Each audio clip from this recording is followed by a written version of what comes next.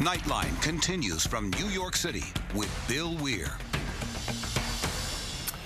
Months ago, if you had to bet on the success of a pending Broadway production, would you have put your money on the one about Spider-Man, directed by Lion King legend Julie Taymor and the guys from U2? Or maybe the one about Mormons by the potty-mouthed duo from South Park? Yes, believe it or not, the guys who redefined crude animation are the darlings of the theater district tonight, for a musical critics are calling sweet and heartwarming. How did this happen? Well, here's Jake Tapper with tonight's Seriously Funny. But there they were last night, the South Park guys, Matt Stone and Trey Parker. A Broadway premiere is a lot more fun than a movie premiere. With the premiere of The Book of Mormon. People, I think, get the wrong impression that we do stuff to piss people off or to do that. We actually just want to make people laugh. To judge by the mostly rave reviews this morning, they've succeeded. Making people laugh, often while making them extremely uncomfortable at the same time. Well, gay people are evil. Evil right down to their cold black hearts. A trademark of the pair for the past 14 years with their show about those four profane cartoon kids. Your show, South Park, has made fun of every religion. Oh, God, you're not going to lay that Hanukkah crap on me, are you? Sometimes it's been censored, but mostly has not. Why go after Mormons? We grew up in Colorado, and we both knew a lot of Mormons growing up. And it's always fascinated us because it just has its own kind of unique creation myth. Just to an outsider, it's just goofy.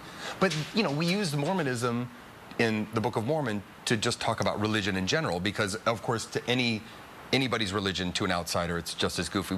I don't think either of us think Mormonism is any goofier than Hinduism or Christianity. Is that almost the point, that it's about religion itself, not necessarily Mormonism? I grew up loving musicals, and of course all the issues about religion and what we're trying to say and all this come up, but really it's, let's put on a good show and let's make a really classic musical. I'm so lonely, so lonely. Music, after all, has been as much a part of Parker and Stone's work in Team America World Police and in South Park and elsewhere, as has the other point of the show, finding humor in the offensive. There was Cannibal the Musical. The sun's as warm as a baked potato. They were even nominated for an Academy Award for a song from the South Park movie. You might remember their outfits from that night in 1999. Who won the Oscar that year? Who did? Phil Collins. For I'll be in your heart, right? You'll be in my heart. Whichever, it doesn't matter. Phil Collins? Yeah. Somebody's in somebody's heart. Over Blade That's the Canada? thing. I was sure the whole time, 7 years, we're doing this musical, and I'm like, Phil Collins is going to come and try to do a Broadway show right when we are. And we're going to go to the Tonys. He's going to win the Tony over us, but he sent Bono we are instead. Phil right now. He's your nemesis? Yeah. Phil Collins has become he became in that moment, he became Trey's nemesis when You'll Be in My Heart beat blank. Sitting in the audience and losing to Phil Collins, sitting in a dress, that's just a big kick in the... I first met Parker and Stone for a Nightline profile 5 years ago. Back then, Muslims worldwide had rioted over cartoons of Muhammad in a Dutch newspaper, and Stone and Parker wanted to put Muhammad in an episode to satirize the issue. Welcome to Muslim sensitivity training. And Comedy Central told them not to. So many people were saying, well, we're not going to do anything with Muhammad because we're religiously tolerant. No, you're not. Right. You're afraid of getting blown up. Well, it is a weird standard because in that same episode, don't you have Jesus defecating on George Bush? Yeah, and that's sort of the end point. We did that as a point. And the Book of Mormon is very much in that vein, getting away with what they can get away with without having to worry about getting blown up. Those with delicate sensibilities, not to mention the devout, should no doubt stay away from Manhattan's Eugene O'Neill Theater. Do you believe in God? You can ask us this again. You asked us that 5 years ago. You asked us that 5 years ago. I thought it changed. Checking in 5 years. I thought your answer might every 5 years. But you have a child now, a 1-year-old boy. Has that made you wonder about? Yeah, Matt. What about that?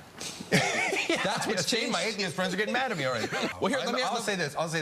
I am an atheist. I live my life like I'm an atheist, and now I'm a little bit more sympathetic when people go, when you have a kid and you go, wow, what made that? I mean, it is like, you can know all the chemical processes and all the natural phenomena that are supposed to produce a child. It does give you a sense of awe when you go through it. 5 years later, Have you guys changed much? We're getting more and more tired. When we started South Park, we were doing South Park, and then immediately when that run was over, we're like, okay, let's do a movie. And we were like trying to find creative things. We were like getting a band and doing all this stuff, like trying to find anything to fulfill this gigantically burning creative need in us. I think we're a little less ambitious. Yeah. Really? I mean, a little bit. And now we just want to go back to our day jobs and get a handle on our lives again for a couple of years. And you've called it an atheist love letter to religion. I mean, that was just something I said one time, but I think it's it's kind of a good way to put it. I think it's but not kind of really, like, because I'm not an atheist. Oh. now you're gonna get in trouble again. I said it again. You think we get in trouble with religious people? The atheists got really mad at us after you interviewed us that time. That was the most trouble we've ever gotten in. They said we weren't atheists. It was I like, said there what? was a consciousness to the universe. And when they want to kill you, they don't think you're going to a good place. Yeah, I mean, there's no virgins on the other end of that. No. You're just dying. You're just nothingness. You're just worm food. At least I'm going to a consciousness. Pending worm food with a possible Broadway smash on their hands. This is Jake Tapper for Nightline in New York City. Our thanks to Jack and the worm food.